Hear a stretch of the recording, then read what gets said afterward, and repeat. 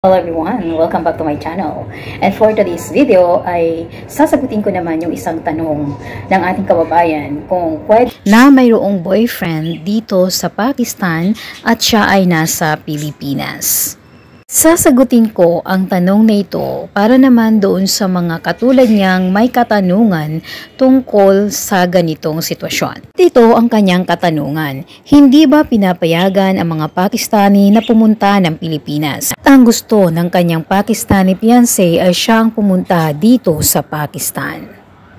Dito ang sagot ko, hindi po bawal at wala pong batas na pumipigil sa mga Pakistani na pumunta ng Pilipinas. Pakistan at Pilipinas ay magkaibigang bansa. Medyo siguro magkakaroon sila ng problema kung mayroon silang bad records o walang pera syempre. Mahirap mag-apply pero sa totoo lamang ay walang problema kung gusto nilang pumunta ng Pilipinas, mag-a-apply lamang sila ng visit visa or tourist visa. Yun ay kung may kakayanan sila na mag-apply para sa tourist or visit visa. Dahil nga laging may updates, kailangan alamin ang mga bagong update na sa mga ganitong sitwasyon. Lalo na ito ay online relationship. Makaiwas sa anumang crimes or scam. Kahit na ano namang lahi, kahit na hindi sa Pakistan. So siguro may mga adjustment or update sa ating gobyerno na pwedeng pigilan. Hindi pwedeng bigyan ng visa ang isang Pakistani para pumunta sa Pilipinas. Kung para malaman natin yan, mas maganda na kung Pakistani yung mag-apply, ang pinakamaganda niyang magagawa para masigurado kung siya ba talaga ay pwedeng pumunta ng Pilipinas o kung paano siya makakakuha at ano ba ang tamang visa na pwede niyang kunin para makapunta sa Pilipinas. Ang gagawin niya ay pupunta siya o magtatanong siya sa Philippine Embassy. Ang Philippine Embassy ang magsasabi kung anong mga dokumento at anong mga proseso ang dapat gawin ng isang Pakistani para makapunta ng Pilipinas. Pero bago yan, at para din malaman niya kung magkano ba talaga yung magagastos niya. At syempre, bago niya yung gawin, dapat siguraduhin niya sa sarili niya na mayroon siyang kakayanan para sa pagproseso ng visa at pera na kakailanganin niya para pumunta ng Pilipinas. Sigurado kung wala siyang problema, kung wala siyang ginawang mga crimes o wala siyang bad record sa Pilipinas at dito sa Pakistan, for sure mabibigyan siya ng visa. O bawal ang mga Pakistani sa Pilipinas, hindi po totoo yan.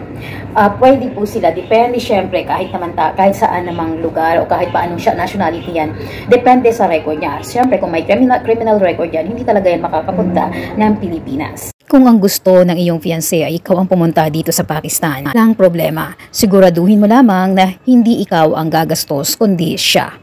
Maaari kasi na ang dahilan kaya hindi siya makapunta ng Pilipinas ay walang pera na siyang panggastos sa pag-process ng visa at pamasahe papunta ng Pilipinas. Hindi naman tayo nagja-judge, but that is the reality of life na hindi natin dapat i-ignore. Pero kung siya ang gagastos, no doubts and questions at all. Pero kung ikaw ang gagastos, napakalaking katanungan yan. Talagang dapat na ito'y iyong pag-isipang mabuti. Which is, pwede naman ikaw yung pumunta dito, ikaw yung mag-apply para magkaroon ng visa at ikaw din ang magproseso galing sa atin as a tourist dito sa Pakistan.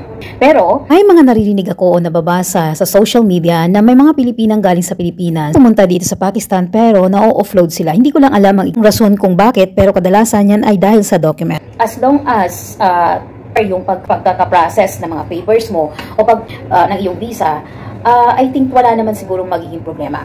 Pero yun nga, medyo magastos. Okay? Sa sarili kong opinion. Kung pupunta ka dito at ikaw naman yung gagastos sa lahat ng pagpaprocess ng papers, then please, think multiple times. Hindi yung baka mamaya kasi naggumastos ka na, napagod ka pa, nagbigay ka pa ng sobrang maraming effort, tapos pagdating mo dito, panay problema yung mahaharapin mo. Baka mamaya pagpunta mo dito, depression lang yung haharapin mo. So, think multiple times. Hindi naman sa nananakot ako, pero kasi paanong nationality yan o race? Kahit saang parte pa ng mundo ka pumunta. Kung aware tayo at mayroon tayong alam sa mga totoong nangyayari kahit saan pang sulok yan ng mundo, pagdating sa mga social media or online relationship, may mga swerte at mayroon talagang hindi swerte. Realidad ng buhay, mas marami nga lang yung hindi talaga swerte. Isa na dyan ay yung mga nasa Pakistan. Ang masakit ay kung ikaw yung mapapasama doon sa hindi maswerte. Kasi hindi naman natin hawak yung buhay natin. Hindi natin hawak kung ano yung sitwasyon. So, mas maganda, maging matalino tayo kung ba dapat ang ating gagawin. gumawa po tayo, gawin natin ito na hindi natin pagsisisihan. Ngayon, kung ang sitwasyon ay siya naman yung gagastos, kung ang promise niya, lahat-lahat siya ang gagastos, simula sa mga pamasahin mo, sa araw-araw na pagpaprocess mo ng mga papers, sa visa, sa passport, lahat-lahat, isasagutin niya. Walang problema, that's good, okay? At least makakapunta ka dito sa Pakistan. Kung ganyan yung sitwasyon, mas maganda. At kung mangyayari yan, siguraduhin mo lamang na may sarili kang pera. Although siya yung gumastos, dapat may sarili kang pera o pagdating mo dito. Dahil hindi mo naman alam yung magiging sitwasyon mo dito. Mas maganda kung ang magiging sitwasyon mo is maganda ang mangyayari. Diba? It's good for you at talagang yan din ang dapat natin ipagdasal. Yung dadatnan mo dito ay hindi ka magkakaproblema, wala kang problema, ayos ang lahat. Napakaganda niyan at nakakatuwa, diba?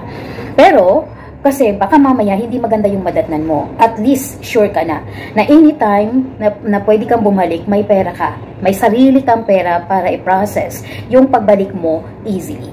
Yun yung maganda. Kapag wala kang kasing pera, baka may stuck lang dito. Kahit gusto mong umuwi, magtitiis ka na lang.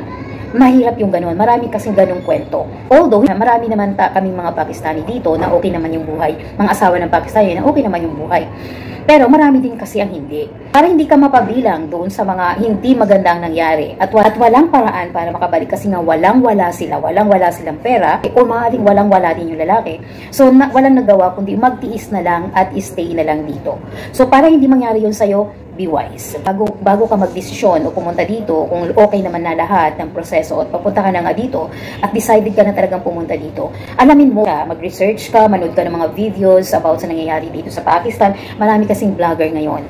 So, search kung ano yung mga is-share nila.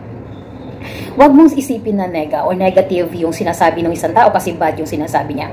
Sinasabi niya yun kasi nga, yun ang experience niya. That vlogger is just sharing kung ano yung nasa niya o kung ano yung alam niya. So, take it as in a positive way, not in a negative way. Kasi nga tulad ng sinabi ko, not all of us is in good situation. Napakarami pa rin ang hindi nasa magandang kalagayan. Kaya dapat, negative or positive, take it positive all. Okay? Dapat i-grab mo yan at dapat paghandaan. Be ready for whatever the situation that you will be facing here in Pakistan. Yun lang yung dapat mong ilagay sa isipan mo at dapat nating ilagay sa ating puso't isipan. Huwag nating laging isipin, sinasabi lang yan, ganyan-ganyan para hindi tayo pumunta doon. Huwag pong ganun. Dapat i-balance natin yung sitwasyon. Balance natin yung ating isipan, ito'y mangyari, okay? Baka hindi. At least mas maganda kung hindi mangyayari. Pero, mas maganda din kung paniniwalaan mo and take it positively doon sa mga sinasabi nilang hindi maganda. Baka kasi mangyari sa'yo at hindi dahil sa tinatakot ka, kundi dahil para dapat mong paghandaan. Kung sakaling mangyari sa'yo, at least ready ka na. Doon nga, after mong ma-search, maipon yung mga informasyon at alam mo na, may alam ka na, at least may alam ka na, di ba? So, hindi man 100%, at least 50% of the information that you will be needed to come in Pakistan, you already have that ideas. At alam mo na, pwede mo na siyang paghandaan kung ano ba dapat ang gagawin mo if ever na mangyari sa'yo. At para may handa mo yung sarili mo sa anumang mangyayari. And then, after that, ang aalamin mong susunod is, nasaan bang lugar ito? Saan bang lugar ka dadalhin nung bibisitahin mo o ng boyfriend mo o yung fiancé mo o yung magiging asawa mo. Mayroon siguradong information online kung saan ba ito located, klaseng lugar ito ba ay bundok, ito ba ay baryo, ito ba ay barangay, kasi wala yan dito. Titingnan mo lang ano ba yung population, ano ba yung lifestyle nila, ano ba yung mga pagkain nila, ano ba yung mga kultura nila. Alamin mo doon sa specific na lugar na pupuntahan mo. Kasi tulad dito halimbawa, yung mga nasa Karachi City, medyo modern na yan. At saka yung sa Islamabad. Pero kung i-compare mo Islamabad at Karachi, do pareho silang malaking bayan. Pinakamalaki actually is Karachi. Pero kasi nga, capital ng Pakistan is Islamabad. Syempre, mas advanced siguro yung Islamabad at mas decente yung lugar, okay? Kumbaga malinis sa Pilipinas, sa Maynila, di ba? Mas taas yung klase ng pamumuhay nila. So, mas mataas yung standard of living nila. So, ibabalance, aalamin mo yan. Ngayon, pag napapunta ka naman sa yung Punjab area, Punjab province, Sindh province, kasi mayroon po ditong iba't ibang probinsya din. So, kung may panahon ka ba, may panahon kang mag-search kung ano ba yung mga provinces, i-search mo. Kung nasan ba specifically, kung ano ba sa Punjab yung mapupuntahan mo, alamin mo ano ba yung pamumuhay doon sa Punjab. Ano bang klaseng lugar ito? Ito ba ay nasa city, malayo city, kung ano yung dapat mong alamin. Although, yung pagdating sa pagkain ay almost magkakapareho naman yan. Iba't iba lang ng way ng pagluluto. Mayroong sobrang maanghang, mayroong hindi naman masyadong maanghang, pero talagang hindi nawawala yung anghang. So, kailangan paghandaan mo din yung mga pagkain na i-expect mo pagdating dito. O basta, kailangan maging wise tayo. Kung ano man yung magiging desisyon nyo, we vloggers are not stopping you what you want to do. It's still up to you pa rin kung ano ba talaga yung gusto mo. Wala kasing makakapagpigil sa isang tao sa gusto niya. Although, yung ibang tao, yung mga friends natin, family and others can give us advice, but at the end of the day, yung puso, yung isip pa rin natin ang masusunod. Just be wise and learn. Get something that can help you and leave those things that cannot leave you. Ang mahalaga, maging handa ka lang. Handa mo ang iyong sarili. Yan ang pinakadapat mong gawin. Be wise, be brave, and be ready. Your mind, heart, and emotions. And of course, physically, you have to be ready. Yun lang at sigurado, you will be safe. And be knowledgeable. Yan yung lagi ko sinasabi. Be knowledgeable, sikapin nating magkaroon ng kaalaman. Hindi natin, hindi narinig ko ng ganyan. No, hindi ibig sabihin nakarinig ka lang ng isa, tama na yun. No, that's not enough. If you hear something, then hear something more. Katulad ng sinabi ko, negative or positive, accept it. And then be ready for those negative things, and negative part of our life cannot be avoided. But you can face it. Or pwede mo siyang solusyonan in a positive way. At inuulit ko, huwag nating hayaang maging ignorante tayo sa maraming bagay. Tulungan natin ang ating sarili na magkaroon ng maraming kaalaman. All for today, and thank you so much for watching. If you are new to my channel, please don't forget to subscribe, like, and share. And if you have more questions about the topics that I am discussing here, please don't hesitate to ask. You are most welcome. We just discussing things that is generally needed to be answered. Thank you so much, and again, see you on my next video.